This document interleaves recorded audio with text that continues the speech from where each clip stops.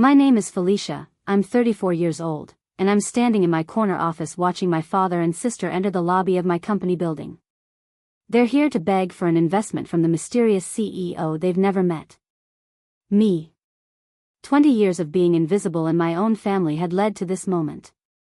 My sister Hannah sneers at what she calls the tacky decor while adjusting her designer bags. My father nervously straightens his tie, completely unaware he's about to meet the daughter he never believed in. Before we dive into this incredible journey, I want to know where you're watching from today. If you've ever felt overlooked or underestimated by your own family, hit that like button right now. And please subscribe because what happens next will show you that sometimes the best revenge is massive success.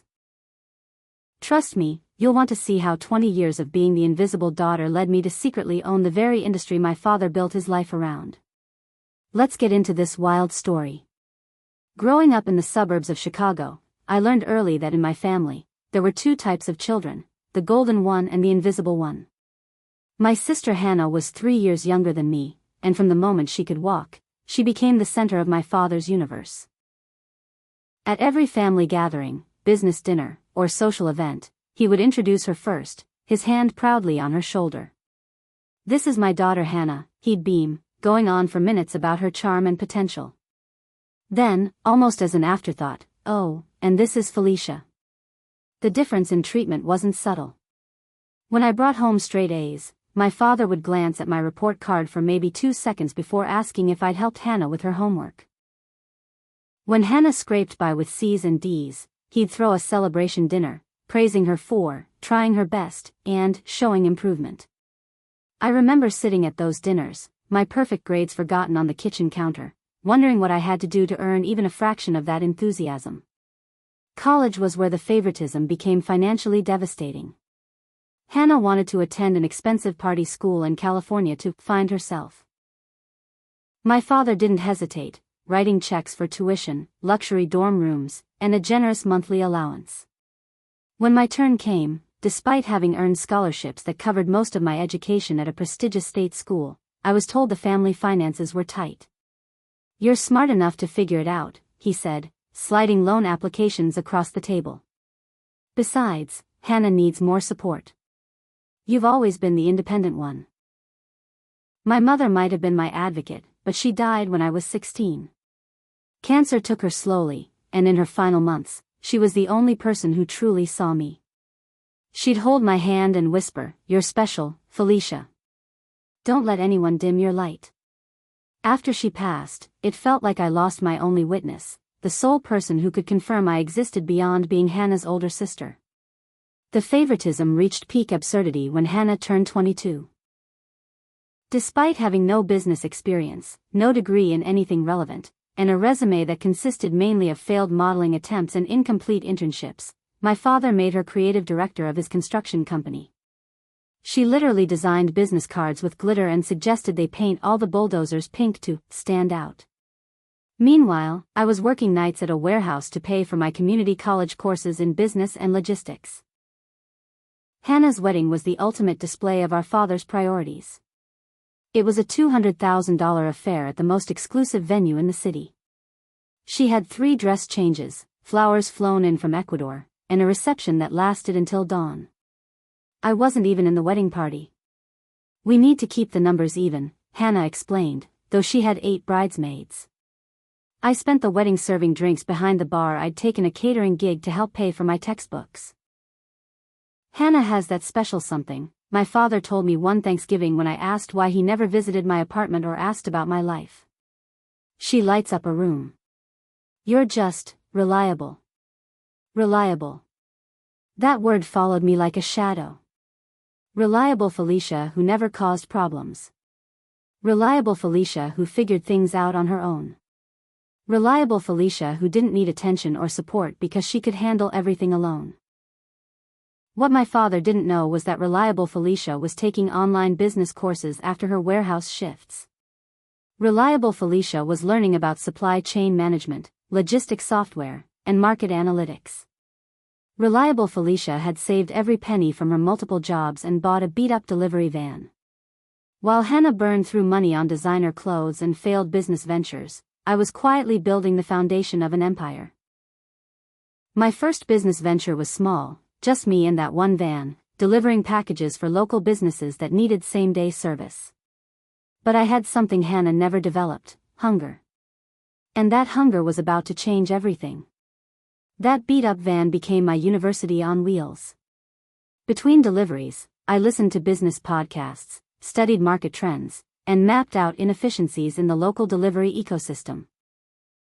Within 6 months, I had enough saved to buy a second van and hire my first employee, Jerome, a brilliant tech developer who'd been laid off from a startup. He believed in my vision when I couldn't afford to pay him much beyond profit sharing. Together, we built something revolutionary, a logistics software that could optimize delivery routes in real time, reducing costs by 30%. While I was building my business from the ground up, Hannah was diving headfirst into her first major failure. She convinced our father to invest $100,000 in her luxury fashion line, Hannah's Haute. She spent most of it on a launch party with champagne fountains and celebrity gift bags, but forgot minor details like actually producing quality clothes or understanding basic retail economics. The line folded within 4 months. My father's response? He refinanced his house to cover her debts, calling it a learning experience. At family dinners, which I still attended out of some misplaced hope for connection, my father would complain about the economy affecting his construction business. "These new logistics companies are undercutting everyone," he'd grumble, specifically mentioning how Phoenix Logistics was stealing his suppliers' delivery contracts.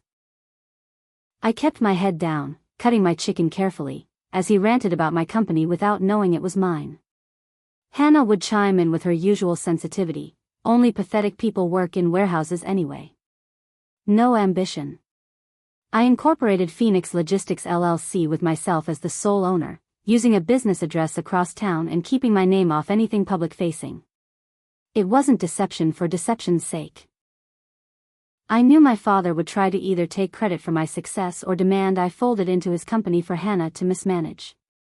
By my second year, we had 15 vans, 30 employees, and contracts with 3 major retailers who loved our reliability and innovative tracking system.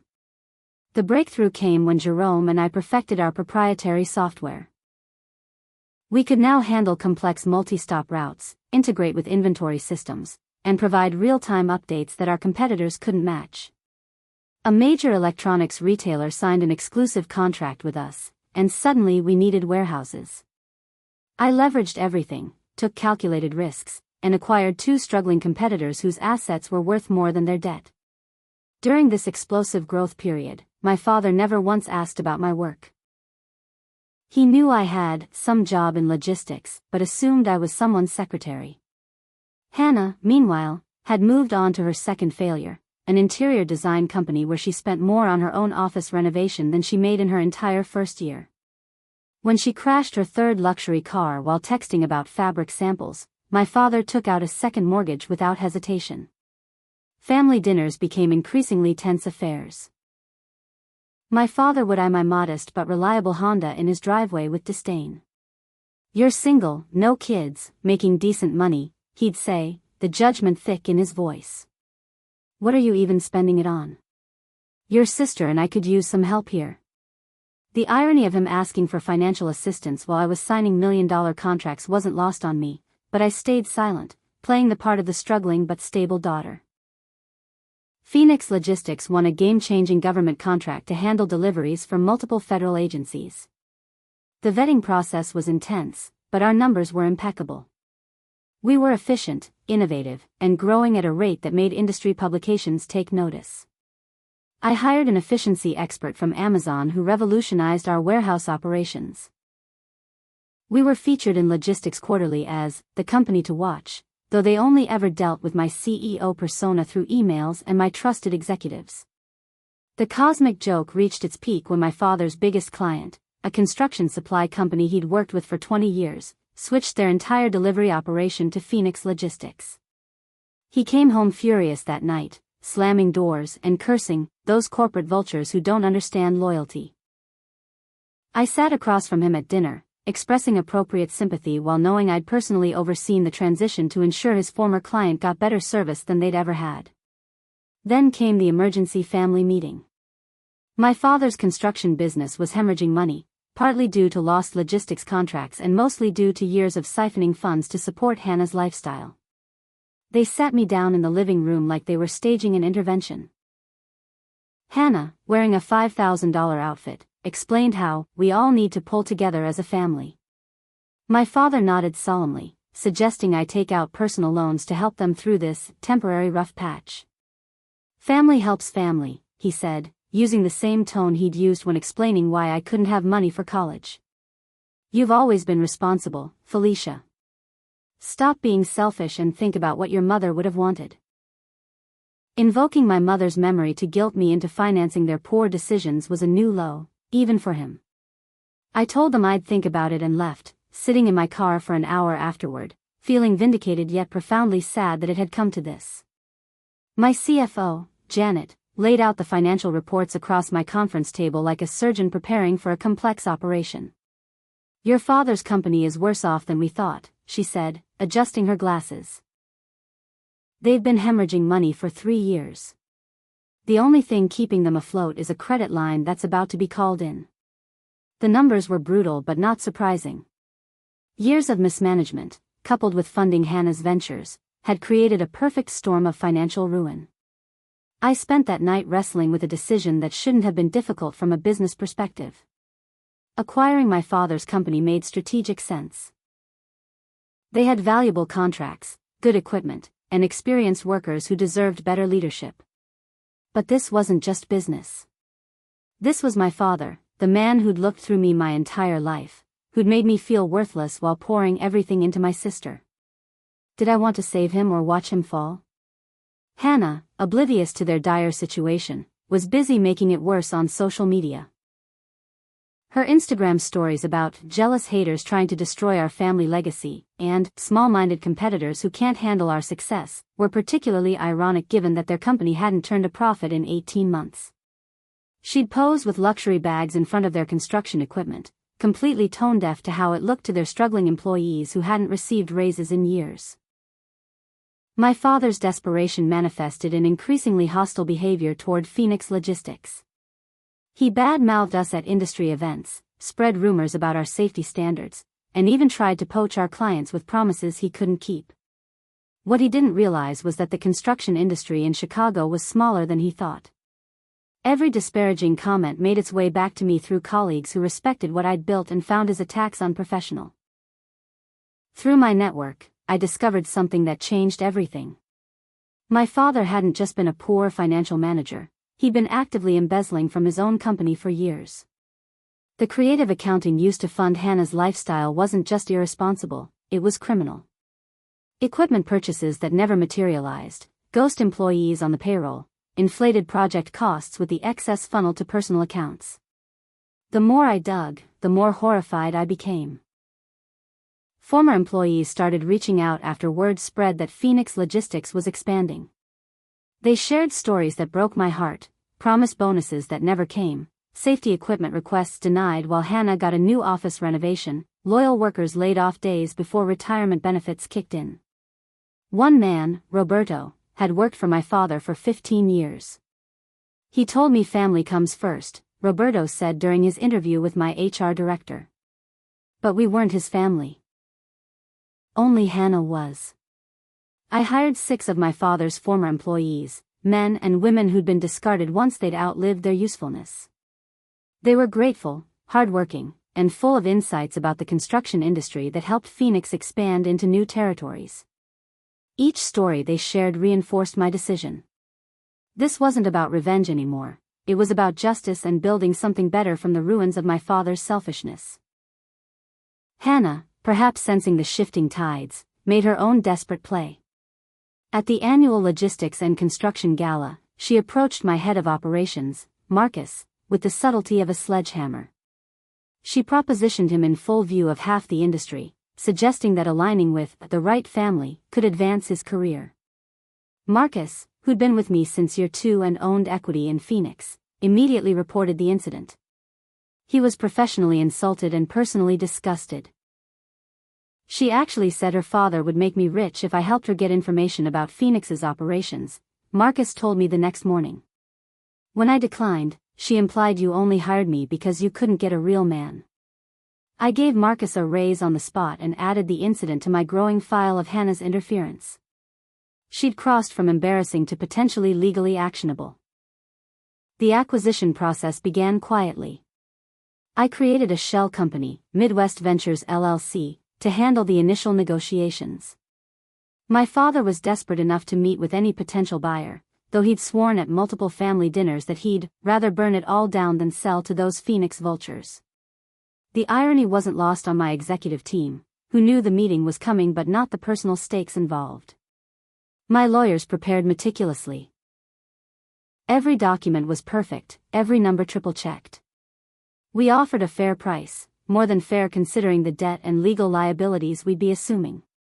It was enough to cover their creditors and leave my father with dignity, if not wealth. The alternative, bankruptcy and potential criminal investigation, would leave them with nothing but legal bills and shame. Tomorrow at 2, my assistant confirmed, placing the meeting on my calendar. Mr. Thompson and his daughter will arrive at 1:45. Should I have security on standby? I thought about it, remembering Hannah's tendency toward dramatic scenes. Discreet security, I decided. And make sure the conference room cameras are recording. We'll want everything documented. Tomorrow, 20 years of invisibility would end. The only question was whether my family would finally see me or simply rage against the light. The night before the meeting, I couldn't sleep. I stood in my penthouse apartment, looking out over the city lights, holding the one photo I had of my mother and me together. She was smiling, her arm around my teenage shoulders, proud of the young woman I was becoming. I wondered what she'd think of tomorrow, whether she'd be proud or disappointed that I'd let it come to this. But then I remembered her words, "Don't let anyone dim your light." Tomorrow, I would shine so brightly they'd have no choice but to see me. My senior team assembled early that morning for a final strategy session.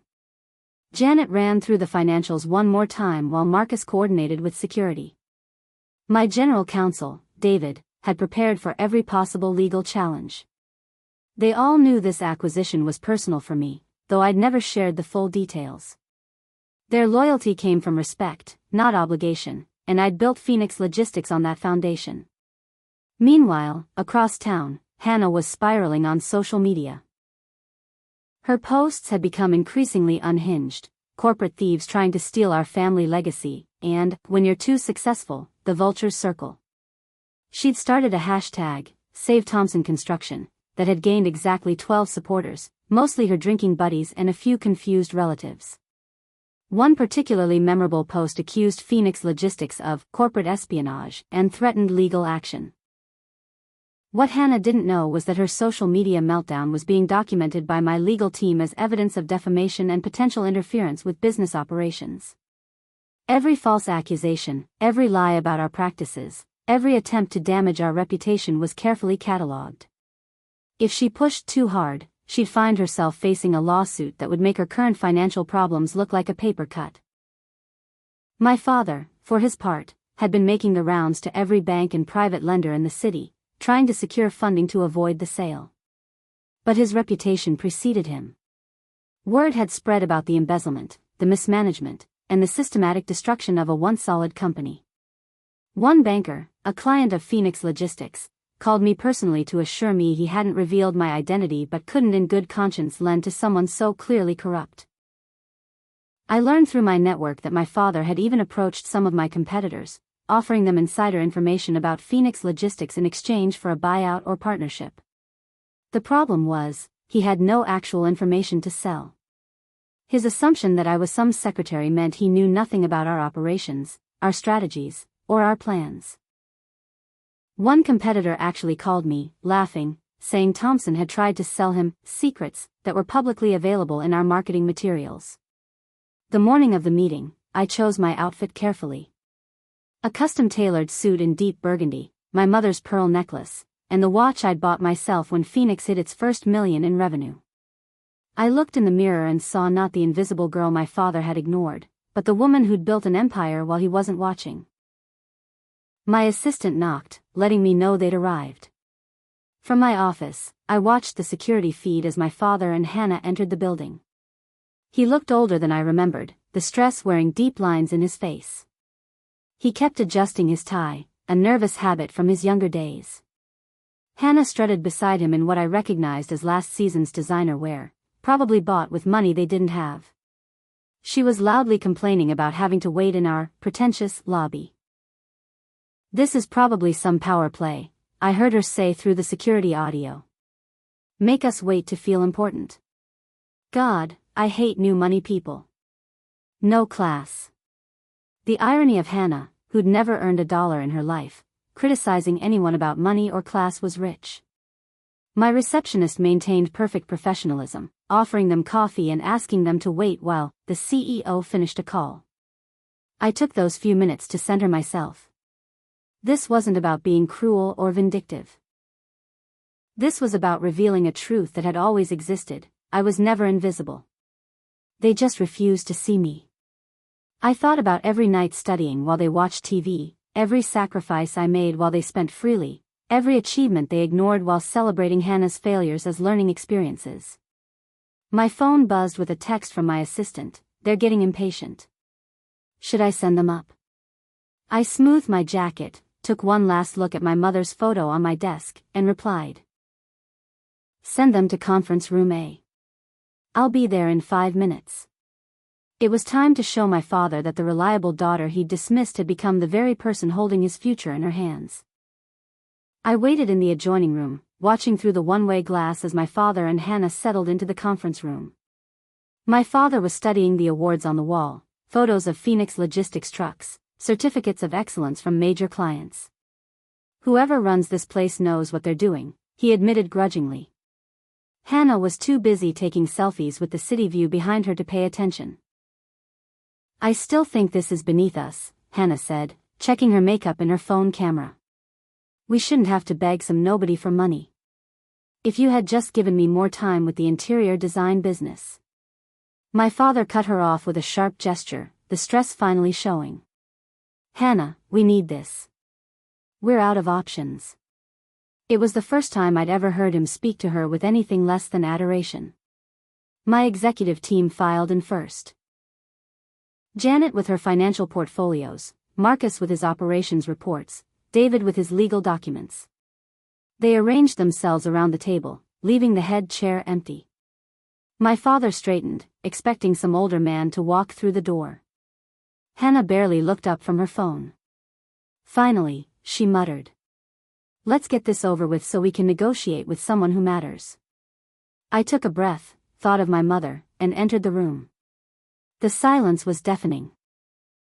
My father's face went through a series of expressions that would have been comical if they weren't so tragic: confusion, recognition, denial, and then a dawning horror. Hannah laughed, actually laughed, waving her manicured hand dismissively. "Okay, very funny, Felicia. Where's your boss? We don't have time for whatever little prank this is." I took my seat at the head of the table, my team flanking me with the practiced precision of people who'd done this dozens of times. "Good afternoon," I said, my voice steady and professional. "Thank you for coming. I understand Thompson Construction is seeking a buyer." "This is ridiculous," Hannah said, looking at our father for support. "Felicia works in a warehouse. She probably brought us here to humiliate us. Daddy, tell them to get the real CEO." But my father wasn't saying anything. He was staring at me, at the way my team deferred to me, at my name on the leather portfolio in front of me. "Felicia Thompson, Chief Executive Officer, Phoenix Logistics LLC. I don't just work in a warehouse," I said quietly. "I own 16 of them, along with a fleet of 300 trucks and a proprietary logistics system that handles over 1 million deliveries annually." I nodded to Janet, who opened her portfolio and began laying out Phoenix's financial statements. Revenue figures that made my father's best year look like a lemonade stand. Profit margins he could never have imagined. Client lists that included Fortune 500 companies and government agencies. My father found his voice, though it came out strangled.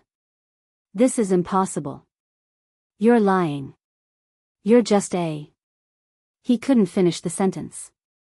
Just a what? Just the daughter he never bothered to know? Just the reliable one who didn't need attention? Just the girl who was supposed to take out loans to fund Hannah's dreams while building nothing of her own? She's obviously fronting for someone, Hannah insisted, but her voice had lost its dismissive edge. She was looking at the numbers Janet was presenting, seeing annual revenues that dwarfed what she'd burned through in her failed ventures. There's no way my sister built this. She didn't even go to a real college. You're right, I said, meeting Hannah's eyes. I didn't go to a real college. I couldn't afford it after Dad spent my college fund on your first failed business. So I worked nights in a warehouse, took online courses, and learned by doing. While you were planning parties for a fashion line that never produced clothes, I was optimizing delivery routes and writing code with Jerome here. I gestured to my CTO, who nodded politely. How dare you, my father started, but I raised a hand to stop him. Let me finish, I said, my voice carrying the authority of someone who'd fired executives and negotiated million-dollar deals. You have two options. Option 1. Phoenix Logistics acquires Thompson Construction for the fair market value we've assessed. You'll have enough to pay your creditors and avoid bankruptcy. Your employees will keep their jobs with better benefits. You'll walk away with your reputation intact. Option 2, David interjected, sliding a folder across the table, involves bankruptcy proceedings, during which certain financial irregularities will come to light. Embezzlement is a serious charge, Mr. Thompson. The forensic accounting we've already conducted shows a pattern of fraudulent activity spanning years. Hannah went pale beneath her makeup. Embezzlement? Daddy, what are they talking about? But she knew. Every shopping spree, every failed business funded with company money, every luxury charged to construction accounts. It was all there in black and white.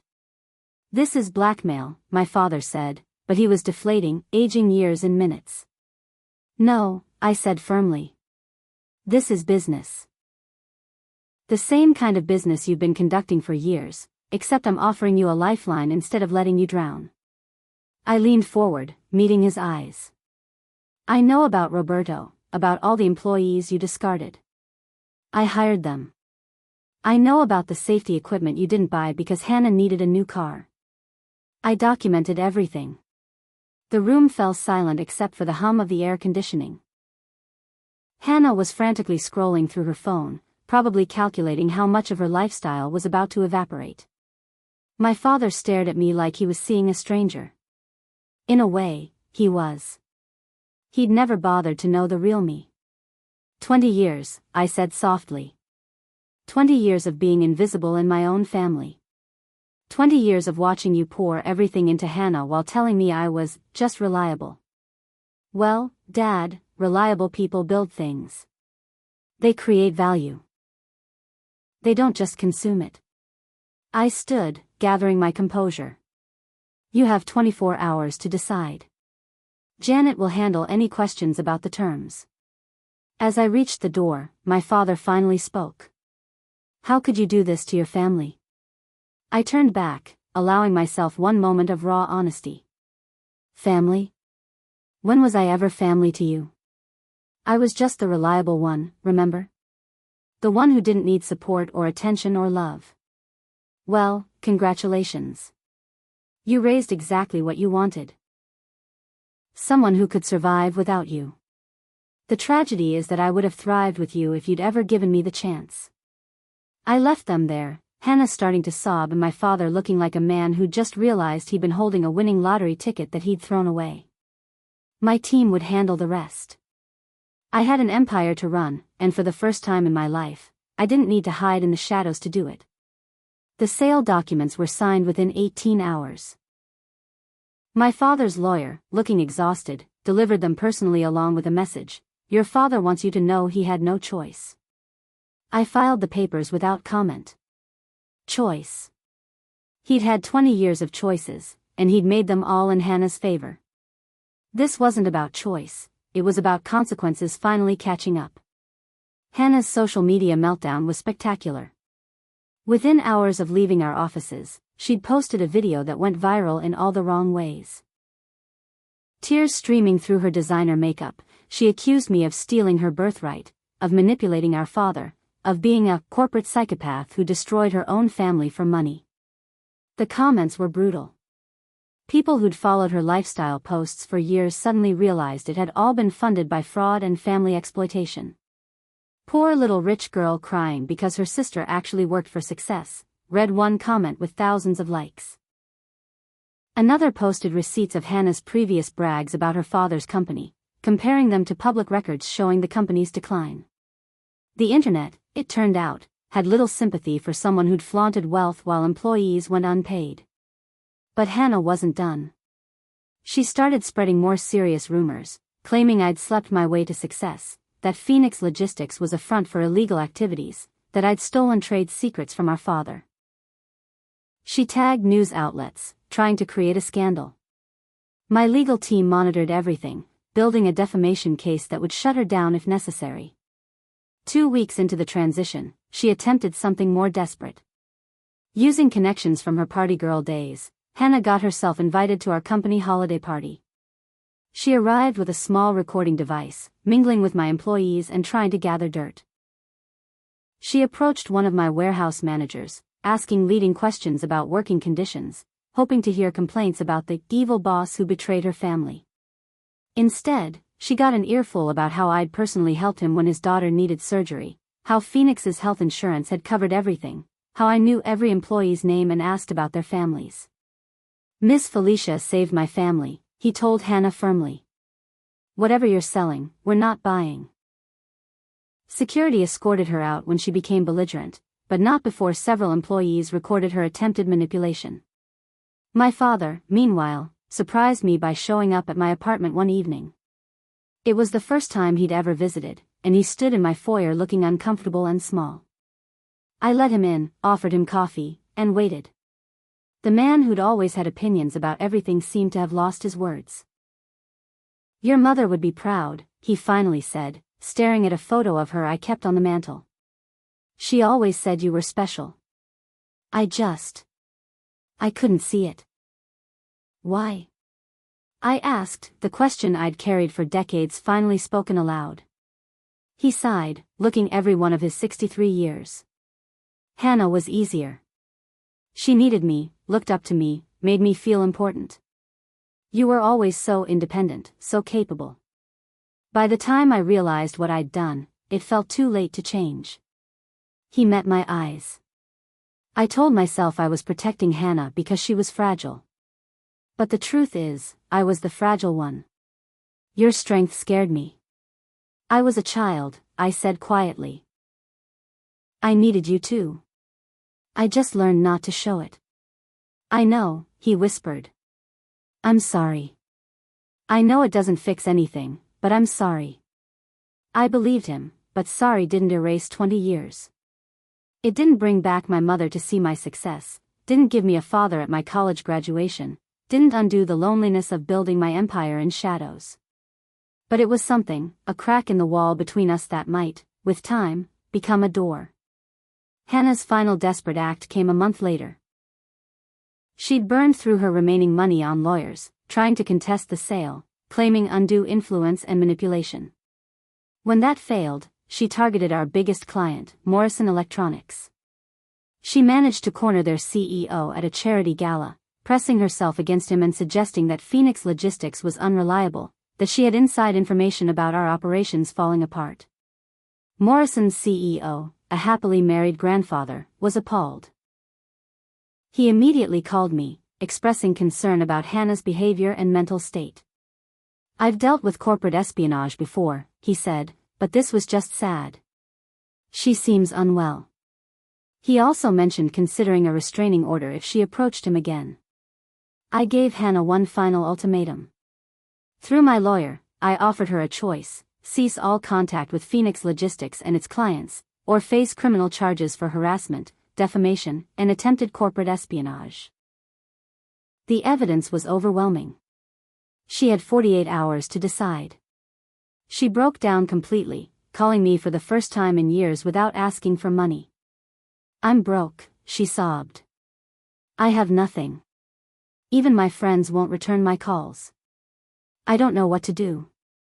For the first time in our lives, Hannah was experiencing what I'd lived with for years, being alone, unsupported, and forced to figure things out herself. You could try working, I suggested, not unkindly. Real work, where you earn your money and learn actual skills. I don't know how, she admitted, and the admission seemed to break something in her. No one ever taught me. Dad just gave me everything, and I thought that's how life worked. I'm 31 and I've never had a real job. Part of me wanted to let her struggle, to experience fully the consequences of her choices. But I thought of my mother, of the family we could have been if things were different. Success had given me many things, but it hadn't made me cruel. 6 months later, Thompson Construction was fully integrated into Phoenix Logistics. I kept my promise to the employees, not only maintaining their jobs but improving their working conditions significantly. Roberto, who'd been let go just shy of his retirement benefits, was brought back with full seniority and a management position. The look on his face when I handed him his benefits package personally was worth more than any acquisition. My father, to his credit, threw himself into his new role as a consultant. Stripped of his ego and the pressure of protecting Hannah from reality, he was actually excellent at his job. His decades of experience in construction, combined with Phoenix's resources and technology, created synergies we hadn't anticipated. He arrived early, stayed late, and slowly earned the respect of employees who'd initially viewed him with suspicion. The real transformation was Hannah. After hitting rock bottom, she finally accepted my help, but with conditions. I would pay for a modest apartment and basic necessities for 6 months, during which she had to maintain steady employment and attend therapy.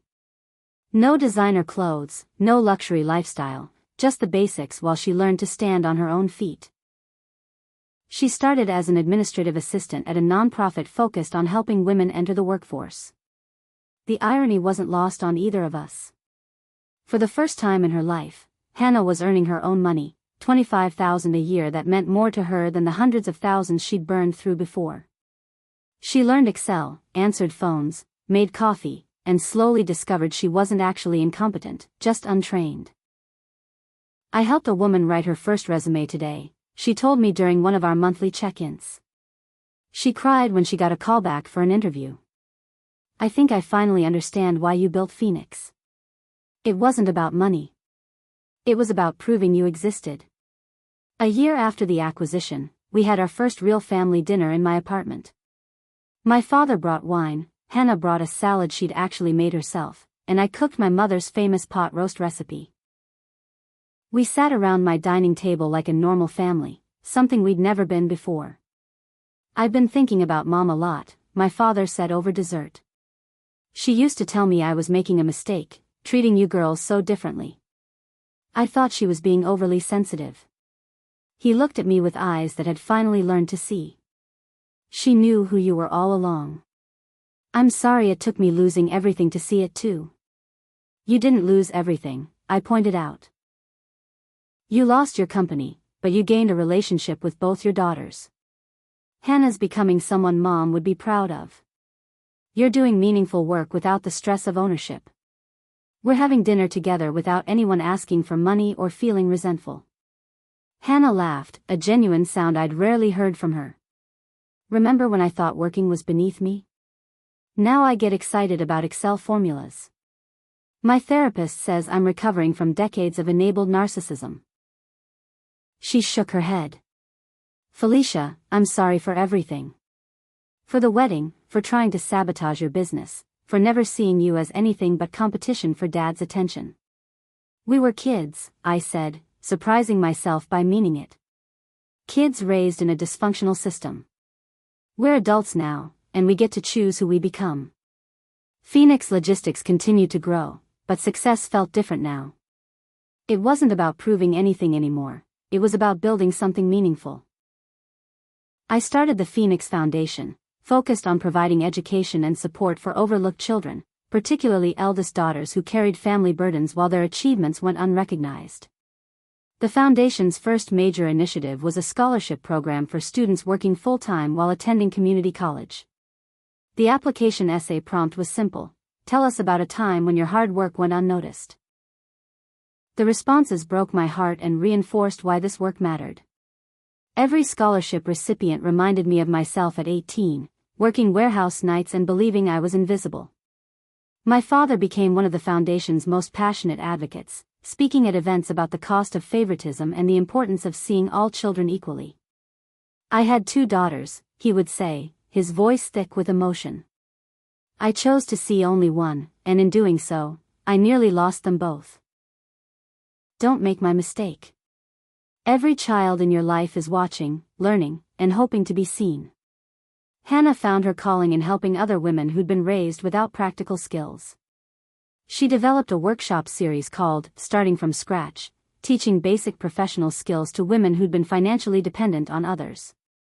Her story, rigorously honest about her past entitlement and present growth, resonated with women trapped in similar situations.